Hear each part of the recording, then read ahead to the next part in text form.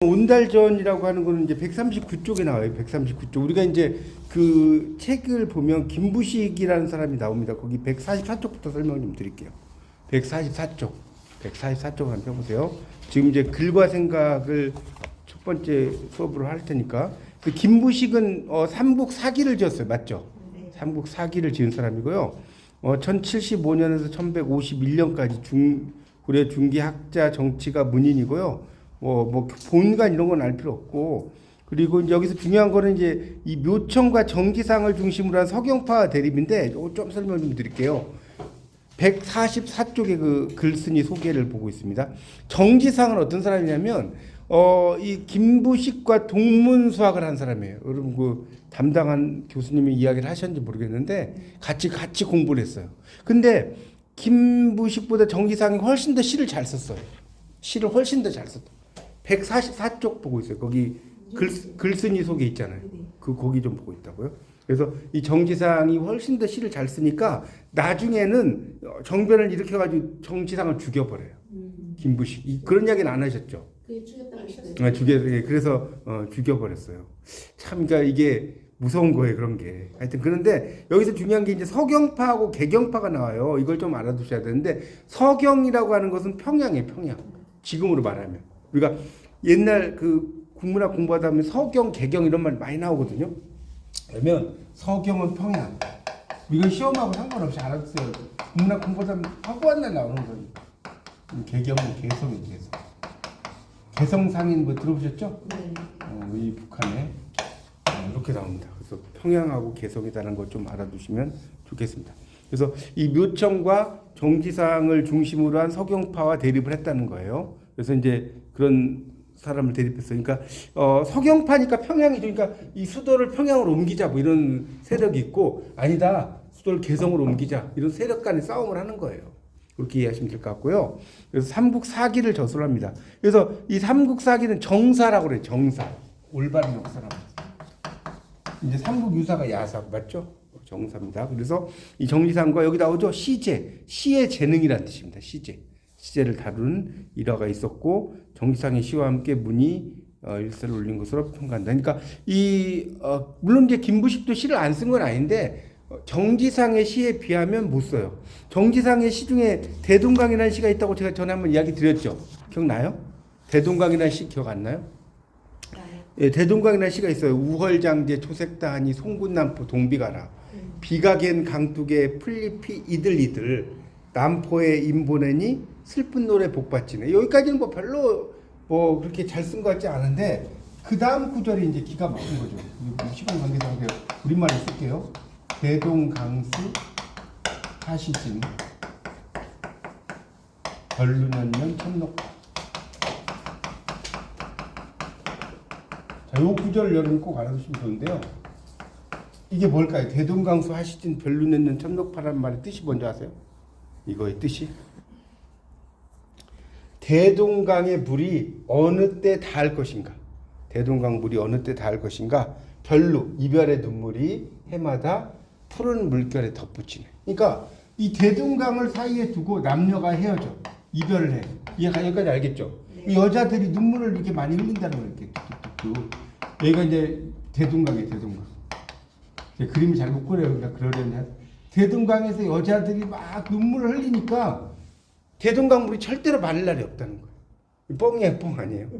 엄청난 뻥이죠. 근데 멋있어요, 안 멋있어요? 멋있어요. 네. 그런 거예요. 이게 원래 문학이라는 거는 이게 엄청난 과정이죠. 대동강 여자들이 눈물 흘린다고 배가 막 떠서 가겠습니까? 말도 안 되는 이야기. 이 구절이 엄청나게 명문이에요. 해동 삼첩이라고 해서 우리나라에서 가장 훌륭한 구절 3개 중에 하나에 들어갈 정도. 해동 삼첩이란 말을 하거든요. 뭐 그 정도만 알았어요. 어쨌든 정치상 뛰어난 사람이다. 그렇게 이해하시면 될 것 같아요. 자, 그래서 이제 온달전은 그 밑에 144쪽 보세요. 그 온달전이 어떤 거냐? 온달의 일생을 서술한 전이다. 이 전이라는 건 전할 전자입니다. 전했고 한 인물의 그 행적인데 여기서 이제 중요한 거는 뭐냐면 이 전이라는 건 두 가지가 있어요. 이걸 좀 지울게요. 전이라는 거는 사전이 있고 이거 좀 써서 사전이 있고 이 사전이 있어요. 이건 좀 한자로 안 쓸 수가 없어요. 이게 구분해야 되는 거라서. 요거는 역사적인 걸 기록하는 거고 이거는 개인의 이야기를 기록하는 거예요.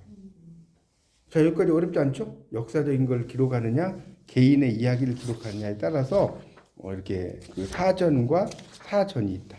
이렇게 이해하시면 됩니다. 어렵지 않죠? 여기까지. 그래서 여러분 교재 그 133쪽을 보시면 채칠칠전이라고 있어요. 채북에 대한 이야기 나오죠.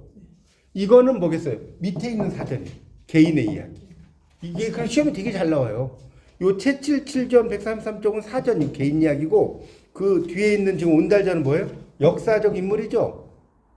온달 산성도 있고 우리나라에 가면 온달의 흔적들이 많이 있지 않나요? 아차산에도 있고 되게 많아요. 하여튼 그래서 역사적인 이 사전입니다. 됐죠 여기까지? 그래서 다시 이제 144쪽으로 가서 이 사람의 일생을 기술하는 그런 그 문체에는 전장류와 비지류가 있다는 거예요. 그러니까 전장류라고 하는 것은 이제 전할 전자고 이제 그 그러니까 뭐 기록한다는 거예요. 장서 이런 거에. 비지류는 뭐냐면 비석에 새긴 글. 비지류. 비석 같은 데다가 새겨놓은 글을 비지류라고 합니다. 좀 말이 어렵죠. 비지류는 그러니까 어려우면 좀 써놓으세요. 비석에 새겨놓은 글 이렇게 이해하시면. 여러분 비석 가면 막 세로로 막 써놓은 거 있지 않나요? 그런 게 비지류예요. 비지류. 전장류는 이제 어떤 문서나 이런 데다가 이렇게 막 기록해 놓은 글이고 그렇게 이해하시면 되는데 저는 이 가운데 전장류에 속한다. 그렇죠. 비석이 아니니까. 그래서 전과 행장을 아울러 칭한 말이다. 여러분 행장이라고 하는 건 뭐냐면 이거 출석 수업 때 배우셨는지 모르겠는데 행장이 뭔지 아세요?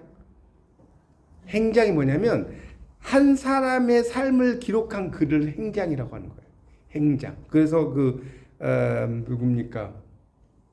김만중, 서포 김만중이 윤씨 행장이라는 게 있어요. 윤씨 행장. 자기 어머니가 파평 윤씨인데 자기 어머니의 삶을 기록했다 해서 윤씨 행장이라는 게 있어요. 이렇게 이해하시면 됩니다. 그래서 전이 어떤 인물의 생애에 대해 특징적인 면모에 주목해서 기술하는 것이라고 하면 행장은 인물의 생애를 설명 나오죠? 기록했다.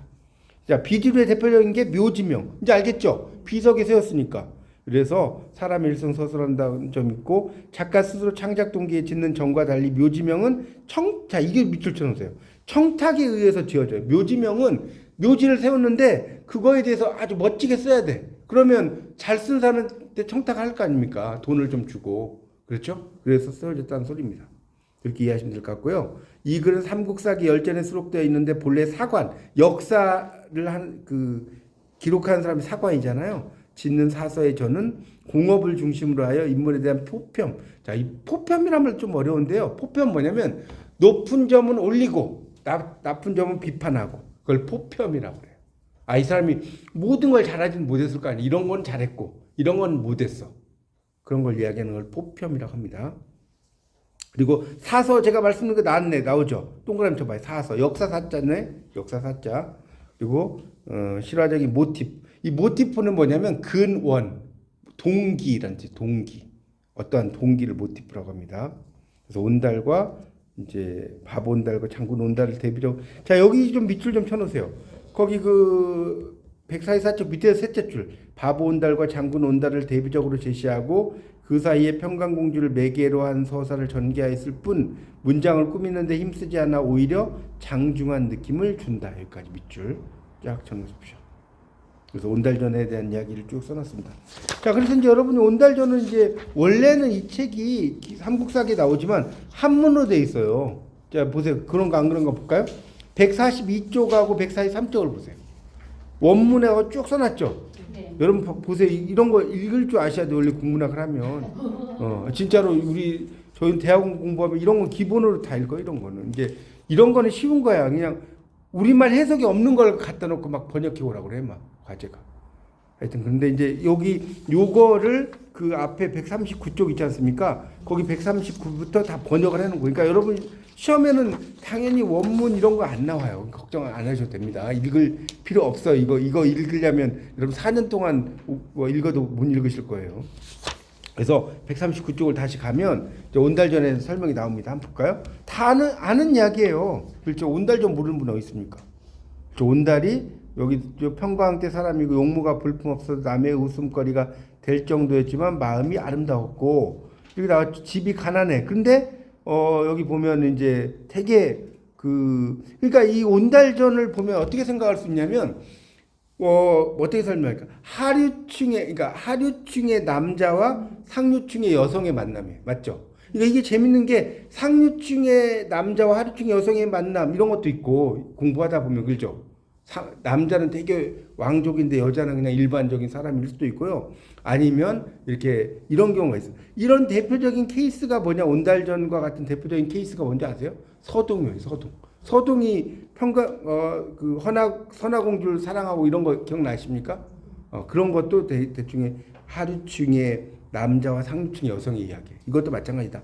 그렇게 이해하시면 돼요. 그래서 이제 바보 온달이라고 했다고 그러죠. 그 해진 옷과 신발로 거리를 돌아다녔다는 거예요. 그래서 이제 평강왕이 딸이 울어서 네가 이렇게 울면 온달에게 시집 보내겠다. 이렇게 이제 이야기를 했죠. 근데 16이 되니까 시집을 이제 보내려고 하니까 상부의 고시. 그러니까 상부라는 거는 이제 좀 높은 집안이라고 생각하시면 돼요. 요즘 말로 하면 상부.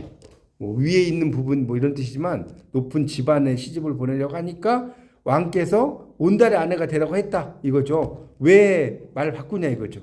필부도 보통 사람도 필부 오히려 시건은 뭐냐면 말을 먹어버렸다는 거예요. 우리도 요즘 뭐 너 말 씹냐 이런 말 쓰죠. 이게 시건이에요. 시건. 말 재밌지 않나요? 말을 먹어버렸어. 그걸 시건이라고 해요. 그래서 하물며 지존의 그 높은 자리에 있는 분이 어떻게 그럴 수 있느냐? 임금된 자는 말장난을 하지 않는다고 했으니까 모실 수가 없다 그 말씀을. 그래서 나중에 어때요? 쫓아내버리는 거죠. 쫓아내는 이야기 아니에요?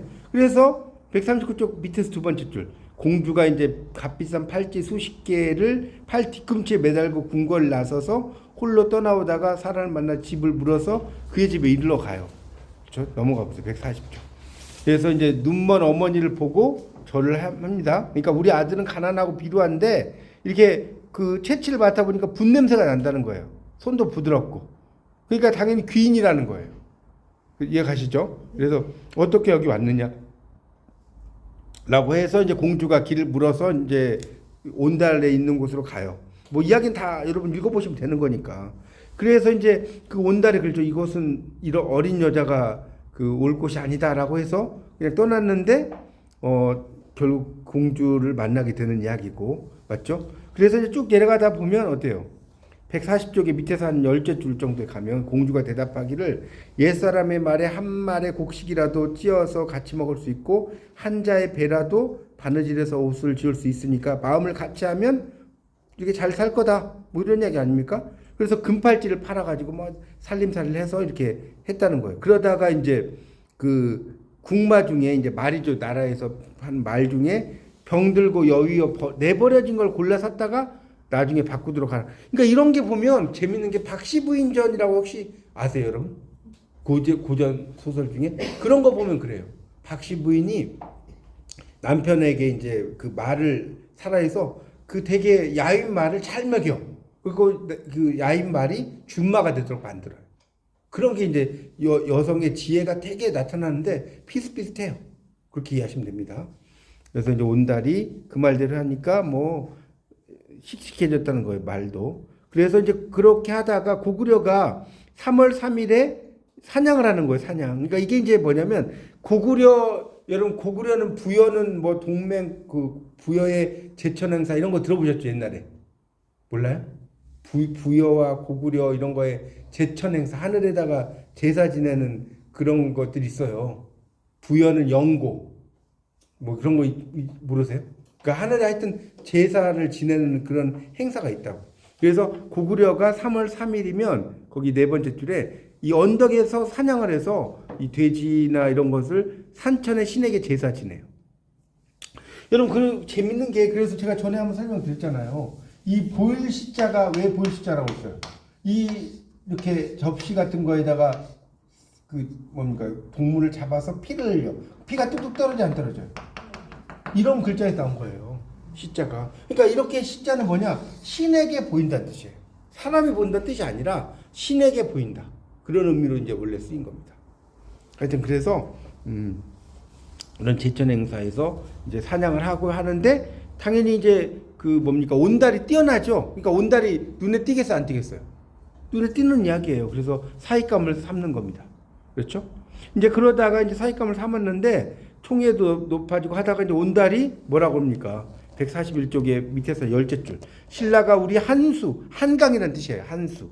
이북의 땅을 빼앗아 그들의 군현, 그러니까 군과 현이라는 뜻이죠. 삼아서 백성들이 통분, 아주 화가 나서 통분하여 부모의 나라를 잊은 적이 없사오니 대왕께서는 신을 어리석고 못났다고 여기지 말고 군사를 내어달라고 그러죠.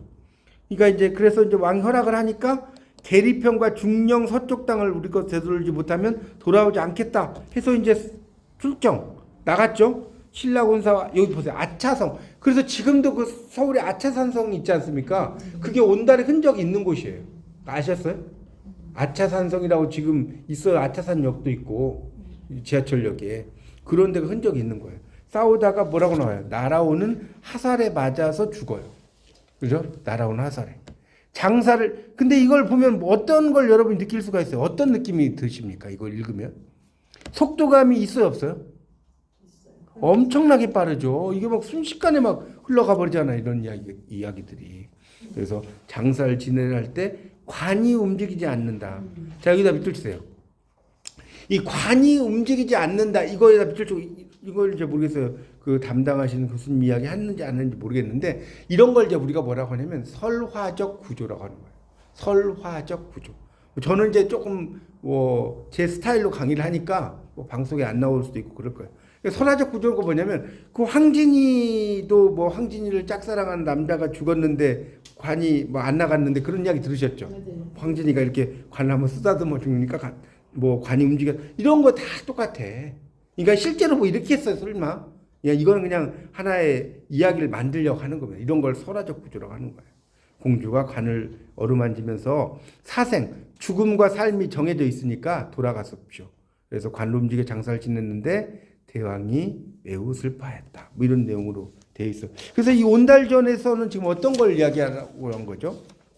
그 정해갖고요. 네. 거기에 느낌을 쓰는. 그러니까 느낌을 쓰라고 하면 이런 걸 아마 이제 여러분이 이제 수업 그러니까 짤막짤막하게 이제 쓸 때 아마 속도감, 그러니까 뭐 이제 여러분 느낌을 쓰면 제가 출석 수업을 안 들어서 모르겠지만 뭐 그런 설화적 구조가 이렇게 이루어져 있다든가 또는 아까 좀 설명드렸잖아요. 하층 남자와 그 상층 여자 사이의 이야기인데 뭐 서동요라든가 서동요 있잖아요. 서동요 그런 구조처럼 이제 그렇게 서동요도 서동이가 그 뭡니까 마 파는 아이인 거 아시죠?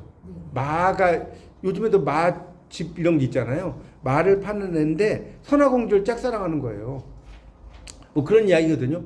그런 예도 쓸 수 있고. 그 다음에 여기 지금 관이 뭐 안 움직이는 거, 그 뭐라고 그러세요? 관이 안 움직이는 거. 이런 게 설화적 구조라든가 또는 이게 사전이라고 하는데 채칠칠전에 나오는 사전과 달리 역사를 기록했으니까 역사 사자에서 사전이다. 뭐 이런 거 있잖아요. 그런 이야기들 여러분 좀 쓰시면 될 것 같아요. 그리고 이제 온달전에서 김부식의 이야기 같은 것들도 그렇고 그런 것들을 짤막짤막하게 아마 쓰시면 크게 어렵지는 않을 겁니다. 그리고 거기 144쪽에 나오는 이야기도 조금 여러분이 참고를 하셔가지고 특히 이제 아까 말씀드렸지만 144쪽에 그 밑에서 그 셋째 줄에 이거 중요하다고 그랬죠? 바보 온달과 장군을 온달을 대비적으로 그러니까 바보 때는 되게 어설프게 나오는데 또 평강공주를 매개로 한 서사를 전개했을 뿐 문장을 꾸미는데 그러니까 이게 화려치가 아니란 소리예요. 문장을 꾸미는데 힘쓰지 않았다 이 말은 뭐냐면 그 글이라는 게 건조체란 말 들어보셨어요? 그러니까 되게 막 화려하게 쓰지 않고 밋밋하게 썼다는 거예요. 모노토너스하게 단조롭게. 그래서 장중한 느낌을 준다. 예를 들어서 뭐 온달이 그 화살에 맞았는데 막 예를 들어서 이걸 화려하게 쓰고 이렇게 하려면 뭐 아내를 생각을 하면서 뭐 쓰러지고 뭐 어쩌고 막 써야 할 거 아니에요. 그런 게 전혀 없다는 거예요. 그러니까 쓸데없는 이야기가 별로 없어요. 그런 것들도 여러분 쓰시면 뭐 크게 어려움은 없을 것 같습니다. 그런 것들하고 여러분이 이제 출석 수업에서 들으신 거하고 그다음에 그 섞어가지고 한번 써보시면 될 것 같아요. 그 정도. 그다음에 이제 다시 이제 넘겨서 187쪽에 규정이라는 시가 있는데 이게 이옥봉에 그 대한 이야기거든요. 일단 규정을 좀 보시죠. 거기 187쪽에 글쓴이 소개부터 좀 볼게요. 187쪽 7페이지에 이옥봉 조선 중기 여류시인이고요. 본명보다 벼로인 옥봉. 그러니까 다른 이름이란 소리죠. 옥봉이에요. 옥봉. 옥옥자의 이 봉자가 무슨 봉자인지 아시죠? 네, 그렇죠. 삼봉오리 봉자예요. 삼봉오리 봉자. 봉오리 봉자. 그래서 군수 이봉의 서녀의 서녀. 그러니까 그 아버지는 양반인데 군수니까 엄마가 노비예요. 그러니까 여러분 그 뭐 역사 공부를 하시면 혹시 이런 거 들어보셨는지 모르겠는데 여러분 종모법이란 말 들어봤어요? 종모법 처음 들어보세요? 종모법이 뭐냐면 어머니를 따르는 법이라는 뜻이에요. 종모. 이 정도 한자 읽을 줄 알죠? 따를 종 어머니모 어미모 법법. 어머니를 따르는 법. 그러니까 아버지가 예를 들어 홍길동전에 아버지 홍판소잖아요. 맞나요? 근데 엄마가 노비죠. 맞잖아요. 그러니까 길동이가 양반이 안 되는 거예요. 뭐 길동이 점점 자라 8세가 됐는데 나중에 아버지를 아버지로 못하고 뭐 이런 이야기 나오지 않습니까? 그게 이제 그것 때문에 그런 거예요. 아시겠죠? 하여튼 종모법 때문에 그래서 하여튼 그런 이야기 소실을 되었고요. 그의 시색에도 신분의 굴레에서 벗어나지 못했고 대부분 흩어져 찾기 어려운데 가림세거에 수록되어 있는 이 옥봉의 집 32수가 정해지는데요. 옥봉의 시는 자 여기다 좀 밑줄 쳐놓으세요. 옥봉의 시는 기다림과 이별의 한이 주된 흐름을 이루고 있지만 시작이라는 걸 이걸 좀 설명드릴게요. 우리가 이제 여러분이 공부하시다 보면 특히 이제 국문학 공부하시다 보면 이걸 좀 설명 좀 할게요. 이 시작이라는 게 두 개가 있어요. 한자가 요 시작 있고 좀 뜨리 좀 하세요. 요 시작 있고 요 시작이 있어요. 되게 많이 나오는 시작입니다. 위에 있는 시작은 뭐냐? 요이 땅 하는 시작. 요이 땅. 뭔 말인지 알겠죠? 여기서부터 출발한다는 시작이고 요거는 시를 쓴다는 시작이에요. 근데 국문학을 공부하다 보면 대부분이 시작은 요 밑에 있는 거예요. 맞죠? 문학이니까. 그러니까 시작 나오면 뭔가를 시작한다 비기닝의 뜻이 아니라 시를 쓴다는 시작이에요. 그걸 좀 여러분 헷갈리지 마십시오. 자, 그래서 이제 하여튼 32수가 정해져 있고 자, 거기 옥봉의 시는부터 밑줄 쓰세요. 옥봉의 시는 기다림과 이별의 한이 주된 흐름을 이루고 있지만 그의 시작 시를 짓는 것에 여성의 화장기가 없어 맑고 굳세다는 평가가 이거는 여러분 누가 평가한지 혹시 아세요? 이런 건 모르시죠? 이게 허균이 평가해. 허균 알죠? 홍길동전. 허균이 이렇게 평가를 합니다. 하여튼 그래요. 근데 이제 꼭 반드시 그렇지만 않아요. 근데 여기는 책에는 안 나오는데 여러분 이제 공부는 뒷이야기가 재밌어요. 자, 이옥봉을 어떻게 죽느냐 이런 이야기는 모르시죠? 이옥봉은 우리나라에서 안 죽고요. 중국에 가서 죽어요. 중국에 가서 어떻게 죽냐면 자기 옷에다가 몸에다가 시 있죠, 시. 자기가 쓴 시 뭐 이런 것들 칭칭 감아가지고 강에 떨어져가지고 죽어요. 되게 불행하게 죽습니다. 그래서 여기 보면 그 물음표를 찍었는데 언제 이렇게 태어나고 죽었는지가 명확하지 않다는 소리예요. 물음표를 찍었다는 거. 출생 연도가 불분명하다. 그런 이야기입니다.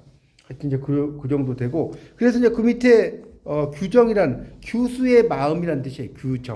규수의 마음 이 정도로 해석하시면 됩니다. 이옥봉.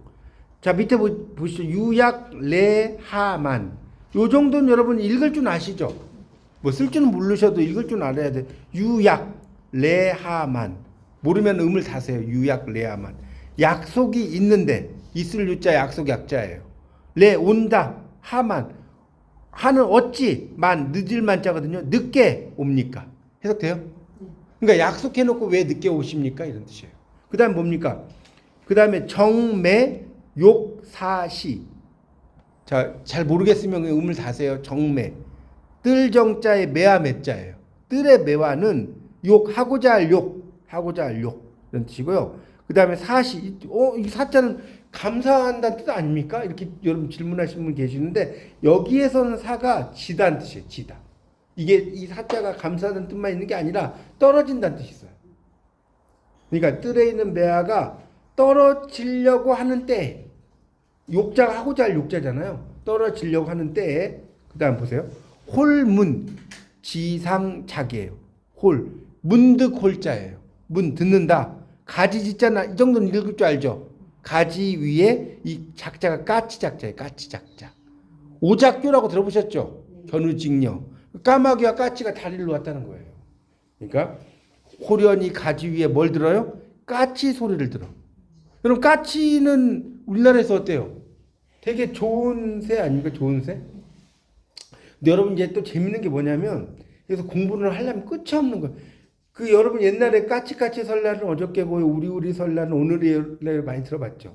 까치설이 뭐예요? 그리고 물어보면 까치들의 설인 줄 알아. 그럼 그렇게 알고 있었죠? 까치살이 전날이니까. 예, 그러니까 전날인데 보통 까치설이라고 하면 이제 보통 사람들은 그 까치들의 설 이렇게 아는 사람들이 많대. 그러니까 까치라는 게 지금 잘 알고 계신 작다는 의미를 옛날에 그런 표현이었어요. 까치라는 게. 그래서 그런 새만 있는 게 아니라. 하여튼 자 그래서 그다음 보세요. 허화 경중미 음을 좀 다르세요. 허는 빌허자에 빌허자. 그러니까 부질없다는 뜻이에요. 화 그린다. 거울 경자의 가운데 중자의 눈썹 밑자예요. 거울 가운데 눈썹을 그려. 여성들이 옛날에 그 뭡니까 거울 이렇게 해가지고 그거 보고 이렇게 그리잖아요 눈썹. 그러니까 부질없이 거울 속에 눈썹을 그려. 근데 눈썹을 그렸는데 자기가 사랑한 님이 와야 하나요? 안 왔던 소리예요. 참 이 여인이니까 이런 글을 쓰죠, 그렇죠? 그런 시입니다. 그래서 기약 위에 읽어볼까요? 기약하고도 어찌 그리 돌아오지 않는가. 이것도 이제 않는가라고 하는 건 조금 번역이 너무 딱딱한 것 같아요. 않으시나요? 뭐 이런 식으로 좀 쓰는 게 좋을 것 같아요. 제가 볼 때는 번역을 한다면 뜰에 피미와도 때 지나지려 하네요. 이런 식으로 약간 여성적으로 쓰는 게 좋을 것 같아요. 그렇지 않나요?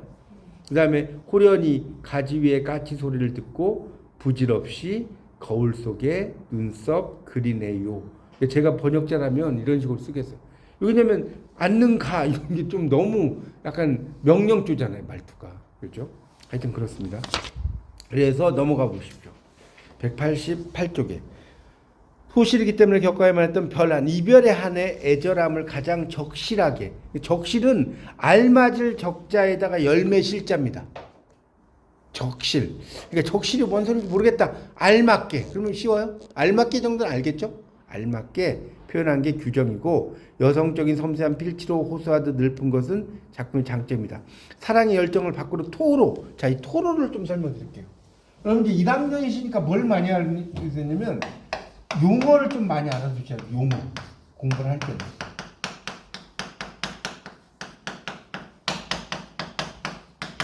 토로. 토로는 뭐냐면 토할 토자에 드러낼 노자예요. 여러분 그 토로한다 이런 말 들어보셨어요? 한국에서? 근데 토로가 들어는 봤는데 토로가 뭔지 설명해봐 모르죠? 그런 거 있어 그냥 넘어가죠. 토하고 드러낸다는 뜻이에요. 토로한다 되게 많이 쓰거든요. 그래서 그러니까 바깥을 드러내는 걸 토로라고 하는데 이 정도는 한자를 쓸 줄 아셔야 돼요. 그래서 자 다시 그러니까 이런 걸 드러낸다는 겁니다. 토로한 일이 없이 안으로 불태우며 안타까워하는 게 옥봉의 시의 일관된 모습이에요. 창기들의 시와 스스로 변별되는 여류시의 본바탕을 여기서 보게 되고 그가 조선조 제1의 여류시인으로 높은 평가를 받는 것도 이 때문이고 아침에 까치가 울면 귀한 손님이 찾아온다는 옛말 믿고 싶지만 오지 않을 줄 뻔히 아는 시인은 부질없이 아까 허자라고 그랬죠? 거울 앞에서 뭘 그려요? 눈썹을 그린다. 부질없이가 허자입니다. 비러자. 비어는 두 가지 측면이 있는데 표면적으로는 겉보기에는 화장이 헛된 것임을 알고 있다. 해석되죠? 그런데 이면적인 의미는 뭐냐? 오지 않을 줄 알면서 기다리는 여유와 너그러움을 지닌 여인. 그런 장치라는 거예요. 허와의 그 허 한 글자가 이렇게 상당히 깊은 뜻을 가지고 있다. 이런 이야기입니다. 멋지지 않습니까? 이게 이제 규원이고 이제 규정이고 또 하나의 이제 시가 뭐가 있냐면 이건 제가 몽혼이라는 시가 있어요. 이거는 이제 여러분이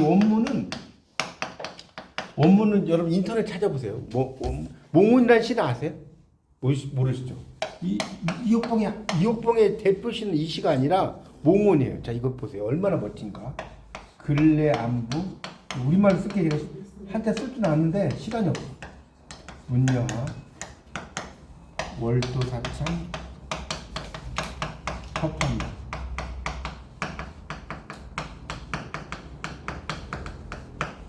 약사공원 행위적 운전 성로 반성사.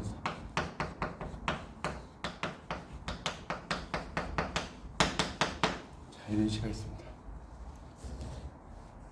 자, 월도 사창 첫판대 해가지고 나오죠.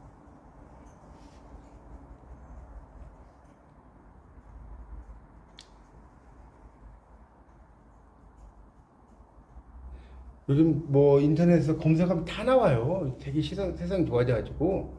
그렇죠? 그러니까 일단 쓰신 다음에 인터넷 찾아보세요. 원문 다 나올 거예요. 이게 뭐냐면 몽혼은 꿈속의 영혼이라는 뜻이에요. 꿈속의 영혼. 해석되죠? 몽혼, 꿈속의 영혼. 몽혼. 자, 뭐냐? 근래, 요즘. 우리도 요즘에 근래란 말 쓰잖아요. 안부, 당신의 안부가 여하 어떤지 묻습니다. 요즘 당신은 어떻게 지내세요? 영어로 말하면 뭐예요? How are you doing? How are you doing이에요. 그런 의미로 이제 씁니다. 아시겠죠? 근래 안부 묻냐? 당신의 요즘 안부가 어떻습니까? 월, 달이 이르러요. 사창이라는 건 여인이 기거하는 창이라는 뜻이에요. 사창. 그러니까 이 사창의 비치니 원래 이제 비단으로 된 창이라는 뜻입니다. 사창이란 말이. 그래서 달이 비단으로 된 창에 이르니 신첩은 여성이 신첩이란 말 쓰잖아요. 신첩은 한다. 한이 많습니다. 달이 여인이 기가하는 창문에 비치니 뭐라고요? 저는 한이 많습니다. 뭐 여기까지는 뭐 별로 그렇게 뭐 감동적이지 않아요, 솔직히. 뭐 그냥 일상적인 말이죠. 여러분 한시를 읽어보면요, 감동적인 건 어디 나와요? 뒤에 나와요. 아시겠습니까? 앞에 두 줄은 그냥 밋밋해요. 별 뜻이 없어요. 근데 뒷구절이 뭐 있어요? 자, 이게 어떻게 됐냐? 약사라는 게 만약이에요, 만약. 약사 자체가 if예요, 만약. 몽은 꿈속의 영혼에게 행유적, 발자취가 있다면. 여러분, 제가 그 가을에 가는데 제가 시집 드렸는데 한번 읽어보셨어요? 거기에 가을에 가는 시에 이런 식으로 썼어요. 하여튼데 만약에 꿈속의 영혼의 발자취가, 여러분 꿈속의 영혼은 발자국이 있을까요, 없을까요? 없어요. 영혼은 발자국이 없다니까. 꿈속 영혼의 발자국이 있다면 문전, 그대 문 앞에. 자, 이건 좀 쓸게요. 문전, 그대 문 앞에. 문전, 성로, 돌길에 돌길이.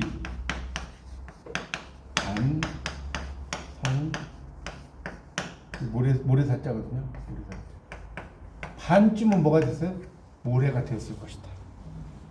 멋지지 않습니까? 꿈속에 영혼이 발자국이 있다면 내가 그대를 너무나 사랑을 해서 그대 집 앞을 찾아가. 뻥이 안 뻥이에요. 그대 집 앞을 찾아갔는데 그대 집 앞에 있는 그 돌길이 반쯤 모래가 돼. 여러분, 그 돌길이 반쯤 모래가 살아서 여러분 매일 찾아가 보세요. 100년 찾아가도 모래 안 돼요. 그렇지 않나요? 맞아요, 틀려요. 맞죠? 그러니까 그리고 꿈속에 정말 내가 사랑하는 사람은 꿈에 나타날까요? 안 나타나요? 안 나타나요. 이게 문제야. 내가 정말 어설프게 사랑하니까 꿈에 나타나는 거예요. 모르셨죠? 내가 왜 나타날 것 같은데. 아니, 너무나 사랑을 하면 꿈속에 안 나온대 잘. 그런 말이 있어요. 그러니까 그거는 진짜 사랑을 하면 그렇대요. 하여튼 근데 자, 우리가 꿈속에 그 영혼의 발자국이 있다면 그대 문 앞에 있는 돌길은 반쯤은 모래가 되었을 것입니다.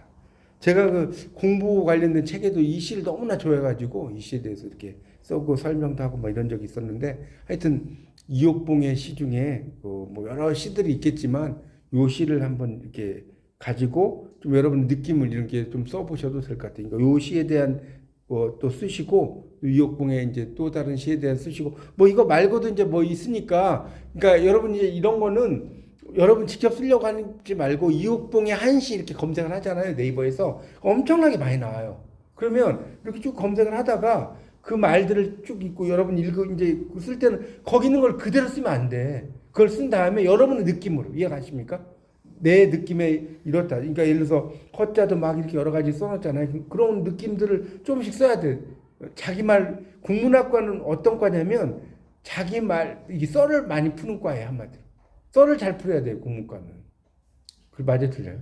맞아요. 그러니까 어떤 하나의 주제를 가지고 막 이야기하면 제가 재밌는 이야기 하면 그 처용가라는 향가가 있어요. 처용가 들어보셨어요? 처용이가 이제 뭐 그 뭡니까 경주의 나이트클럽 그러니까 에서 열심히 놀다가 술 마시고 놀다가 나이트클럽은 좀 뻥이고 하여튼 술집에 놀다가 집에 들어왔어. 다리가 네 개야. 원래 다리가 두 개만 있어야 되는데 둘은 내 것인데 둘은 누구의 것인가? 본디 내 것이지만 빼앗은 걸 어찌하리. 이 8줄이거든. 8줄. 8줄짜리 향가 하나 가지고요. 뭐 석박사 논문이 한 수백 편이 나왔어. 여러분 그거 쓰겠어요? 근데 더 재밌는 거는 국무도화가라는 게 이제 있어요. 국문학. 여러분 그 뭡니까? 국문과 안 들으셔서 국어 시간에 이미여 물을 건너지 마오 이거 들어보지 않았어요? 안 들어봤어요? 이미여 물을 건너지 마오 마침내 임은 물을 건너셨네 물에 빠져 돌아가시니 가신님을 어이할고 이런 노래가 있어요. 옛날에 그 이미여 물을 건너지 마오라는 영화도 했었는데 노부부들의 사랑 이야기. 하여튼 네, 그러니까 그게 그거예요. 공무도화가에서 가져온 거예요. 공무도화, 공경도화, 타이사, 당내공화 이게 나왔는데 그 4줄짜리 그 공무도화가를 가지고요 300페이지짜리 논문을 썼어요. 아 이거 저 거짓말 못 믿겠다. 찾아보세요. 거짓말인가. 4줄밖에 안 되는 걸 가지고 논문을 쓴 300페이지가 나왔다니까. 그러면 이걸 가지고 얼마나 썰을 많이 풀면 300페이지가 되겠어요. 여러분 쓰라고 하면 한 장도 못 쓸걸요? A4 한 장이 뭐야? 한 3줄 쓰면 끝나지. 야, 대단하지 않습니까?